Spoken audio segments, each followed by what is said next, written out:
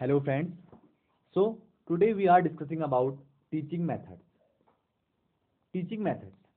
A teaching method comprises the principles, method and management strategies used by teacher to enable student learning.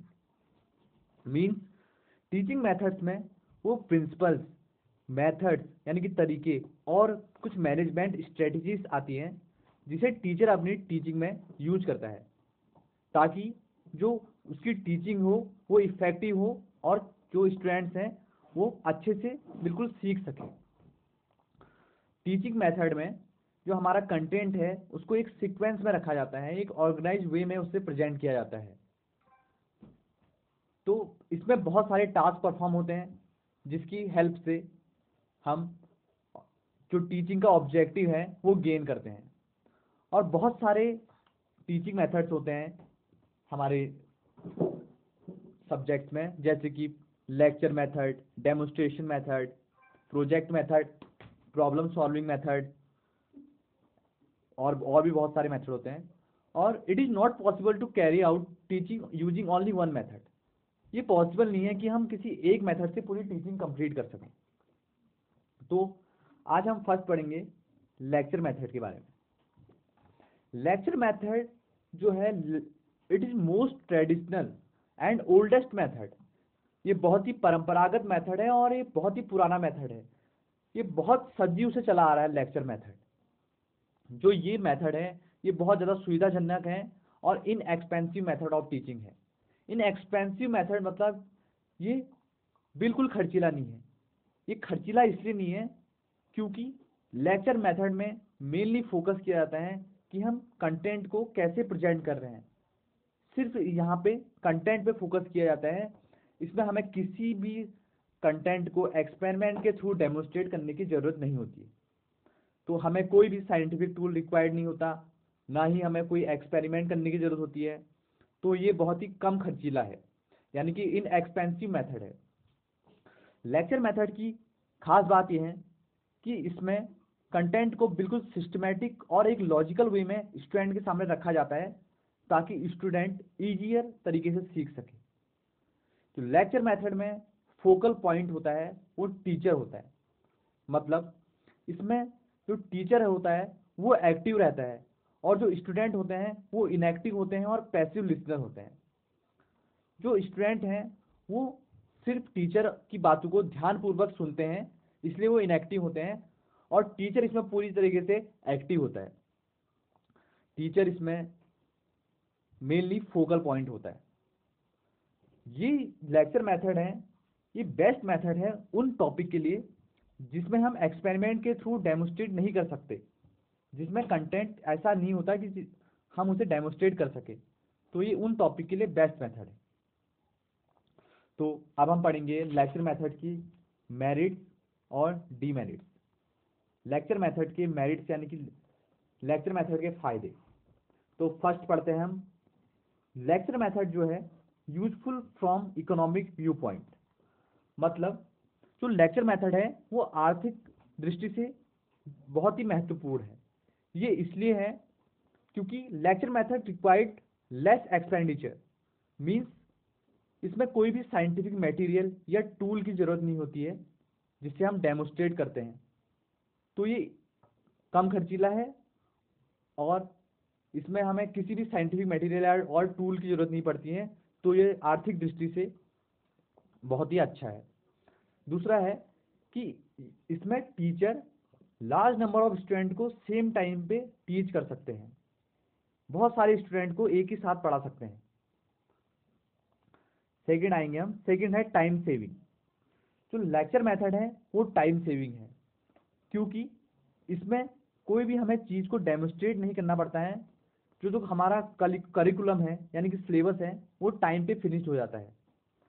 और इसमें जो content है उसको organise way में एक सीक्वेंस से स्टूडेंट के सामने रखा जाता है जिससे वो जल्दी सीखते हैं।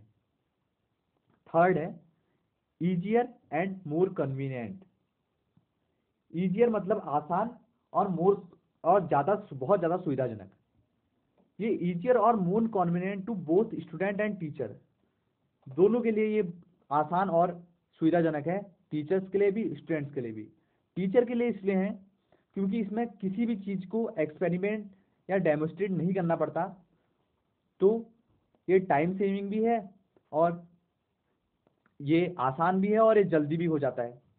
सेकंड, इसमें स्टूडेंट टीचर को स्टूडेंट को साइकोलॉजिकली नहीं समझना पड़ता, उसे स्टूडेंट के इंटरेस्ट या एटीट्यूड पे कोई बल देना नहीं पड़ता है, उसे बस प्रेजेंटेशन ऑफ कंटेंट पे ध्यान देना पड़ता है। टीचर इसमें पूरे कंटेंट को कैसे रखता है, ये मेन है।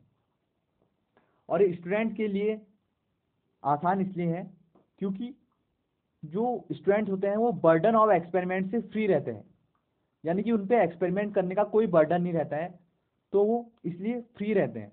और दूसरा, इसमें लेक्चर मेथड के थ्रू सारी जो एग्जामिनेशन नॉलेज है वो लेक्चर मेथड के थ्रू ही स्टूडेंट तक पहुंचती है, तो ये लेक्चर मेथड इसलिए भी अच्छा है।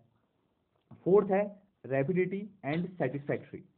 रैपिडिटी एंड सेटिस्फैक्ट्री मतलब ये तेजी से काम करता है, तेज है और संतोषजनक मेथड है, क्योंकि इसमें it is easy short and rapid method, क्योंकि इसमें टीचर को कुछ डेमोन्स्ट्रेट नहीं करना पड़ता है और ना ही कुछ एडिशनल ऐड करना पड़ता है, तो इसमें कोई टाइम वेस्ट नहीं होता है और टीचिंग वर्क होता है वो रैपिडली होता है, यानी कि तेजी से टीचिंग वर्क कंप्लीट हो जाता है। अब हम पढ़ेंगे इसकी डीमेरिट ऑफ लेक्चर मेथड, यानी कि इसकी कुछ लिमिटेशन या नुकसान क्या क्या है। तो फर्स्ट है नॉन साइकोलॉजिकल। ये नॉन साइकोलॉजिकल है। नॉन साइकोलॉजिकल इसलिए है क्योंकि इसमें टीचर पूरी तरीके से एक्टिव रहता है और स्टूडेंट बिल्कुल पैसिव लिसनर की तरह से ध्यानपूर्वक सुनता है, तो इसमें स्टूडेंट के इंटरेस्ट, एटीट्यूड और एबिलिटी को पूरी तरीके से नेग्लेक्ट किया जाता है और टीचर का मेन फोकस होता है कि वो कंटेंट को कैसे प्रेजेंट करे। उसे कोई मतलब नहीं होता स्टूडेंट के इंटरेस्ट, एटीट्यूड और इंटरेस्ट किस चीज़ पे है या एटीट्यूड क्या चीज़ पे है स्टूडेंट की, और एबिलिटी को पूरी तरीके से नेग्लेक्ट करके सिर्फ पढ़ाता है।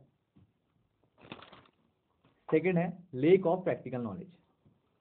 इसमें बिल्कुल प्रैक्टिकल नॉलेज नहीं मिलती। फर्स्ट, क्योंकि इसमें हम स्टूडेंट हैं वो डायरेक्ट एक्सपीरियंस नहीं ले पाता चीज़ों का, और इसमें एक्सपेरिमेंट रिलेटेड टास्क को कोई जगह नहीं दी गई है, तो वो सीख नहीं पाता है एक्सपेरिमेंट के थ्रू या खुद सेल्फ एक्सपीरियंस नहीं कर पाता है, तो उसे इसमें प्रैक्टिकल नॉलेज बिल्कुल नहीं मिलती है।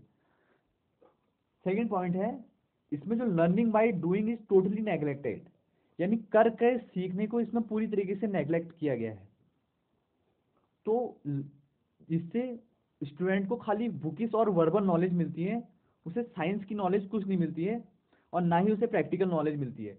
वो कुछ थिंक नहीं कर पाता है अपने मन से, और इसमें ज़्यादा जोर रिपीटिंग थिंग को कराया जाता है, जो टीचर पढ़ाता है उसे रटने में किया जाता है जो।